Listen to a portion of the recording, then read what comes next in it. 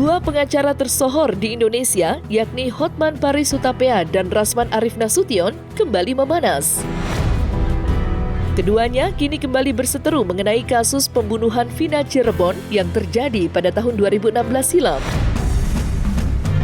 Dalam unggahan di akun media sosial miliknya, Hotman baru-baru ini diduga menyindir sosok pengacara yang tengah mencari panggung dalam kasus Vina yang kini sedang viral. Bahkan dalam pernyataannya, Hotman Paris menyebut jika sosok pengacara yang tengah mencari panggung itu tak tahu malu. Seperti yang diketahui sebelumnya, perseteruan Rasman dan Hotman berawal dari pernyataan Rasman terkait DPO atas nama Peggy Setiawan yang telah ditangkap polisi. Lantas, seperti apa panasnya perseteruan Hotman versus Rasman yang kembali terulang?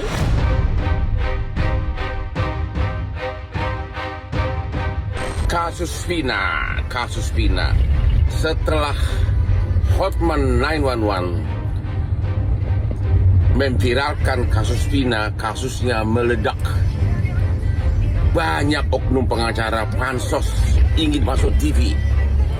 Pesan Hotman kepada para pencari keadilan, kepada warga, hati-hati, hindari pengacara yang sudah busuk, sudah kotor kelakuannya.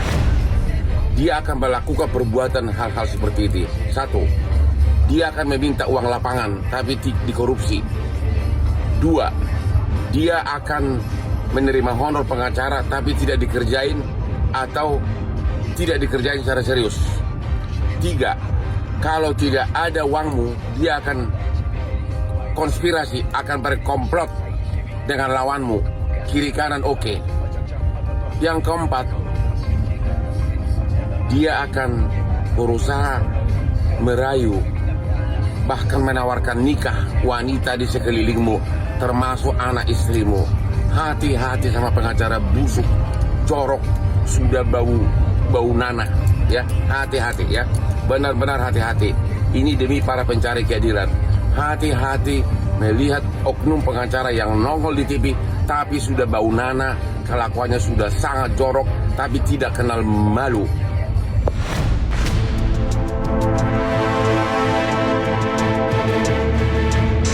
Hotman 911 sangat menentang keras perilaku dari adanya seorang oknum pengacara yang tiba-tiba nimbrung, tiba-tiba ngaku sebagai kuasa hukum dari keluarga korban kasus Vina Cirebon. Apakah Anda mau mencari popularitas? Ingat, membantu rakyat untuk mencari popularitas, maka prestasi Anda tidak akan dihargai. Anda tidak akan dipercaya.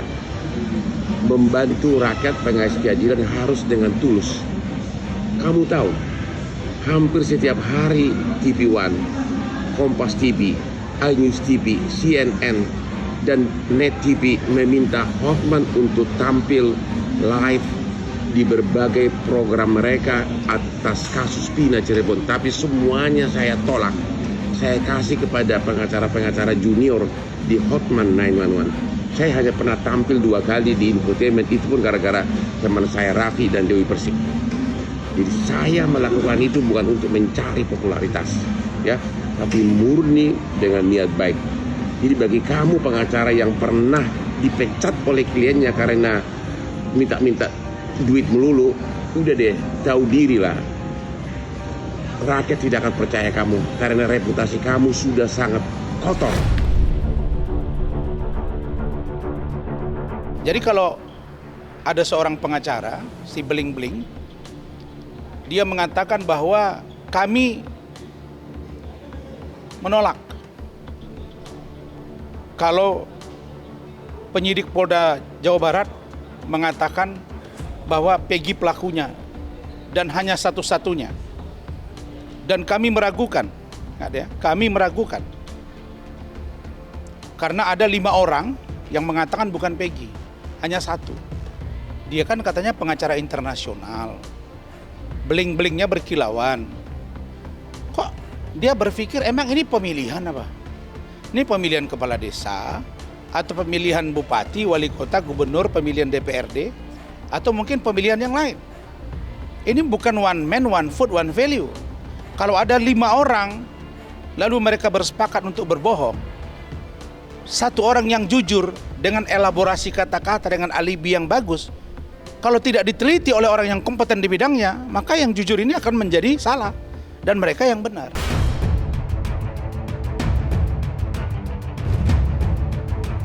Dari statement yang dilontarkan Hotman Paris terhadap oknum pengacara yang diduga Rasman Arief Nasution, kini genderang perang seakan dimulai kembali. Bahkan dari perseteruan yang terjadi di antara keduanya, baru-baru ini Hotman Paris menganggap jika Rasman Arief Nasution seperti mengemis untuk ikut masuk dalam tim kuasa hukum Peggy Setiawan, namun ditolak. Rasman Nasution ini adik saya. Dia itu dekat dengan Bang Hercules, dekat dengan abang saya Ferry Kili-Kili, dekat juga dengan saya. Waktu dia dengan Bang Hotman itu kan saya pasang badan dengan dia waktu ribut rame-rame. Kalau rekan-rekan wartawan tahu, belum lama ini kan, tahun yang lalu itu, saya yang pasang badan buat dia. Makanya saya kemarin berani keluarkan statement, tolonglah adikku Rasman, jangan sampai banyak membuat statement yang liar, akhirnya merugikan klien kami, Peggy Setiawan. Lihatlah abangmu ada di sini, di Peggy Setiawan, begitu. Kemarin yang dia debat dengan salah satu rekan saya, Pak Mokhtar, kemarin itu kan rame di sosial media itu kan, mereka dua debat. Adikku Rasman tersayang, tolong jangan sampai menjustifikasi. Ini kan semua harus pembuktian. Bahwa jangan langsung menjustifikasi bahwa Peggy terlibat, Peggy dengan bapaknya sekongkol dan terlibat. Nah itu nggak baik, karena Adinda Rasman ini kan lawyer top di Indonesia ini. Jadi mengertilah. Nah itu memang sudah ada dari rekan-rekan yang lain ya. Kalau misalnya Peggy Setiawan ini dirugikan, rekan-rekan yang lain mereka akan tempuh jalur hukum dengan melapor gitu kan, yang undang-undang ITE kalau tidak itu tidak sesuai dengan yang diucapkan gitu.